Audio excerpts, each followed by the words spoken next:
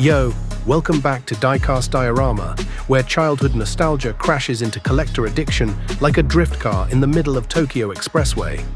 Today we're unboxing a true JDM legend that makes wallets cry, the Nissan Skyline HT 2000GT-X from the Hot Wheels J Import series. First off, let's appreciate the blister art.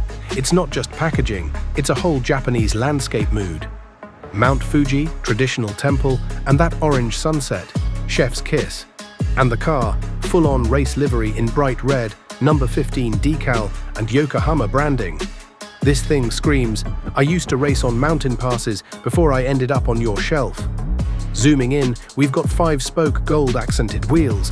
Honestly, looks more premium than most real cars in my neighborhood. You've got racing stripes, katakana lettering, which literally says Hot Wheels, and a full JDM aesthetic. And check this, the HT means hardtop, which you can tell from the frameless rear windows. It's subtle, but for collectors like us, that's the good stuff. Quick nerd out moment. This car is from the C110 generation of the Nissan Skyline, also known as the Ken Mary Skyline. Ken Mary comes from a 1970s Japanese commercial featuring a couple named Ken and Mary. Imagine a car so iconic, people name it after the ad. That's legacy, baby. If you're a die-hard JDM fan or a vintage Skyline lover, this is a must-have. Beautiful packaging, detailed design, cultural value.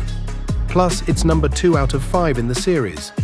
So if you're planning to collect the full set, prepare your shelves and your bank account. So what do you think? Is this Skyline a winner or just another wheel in the wind? Drop your thoughts in the comments. Smash that like button, hit subscribe, and share with your fellow diecast addicts. Catch you in the next video, and remember, collect first, think later.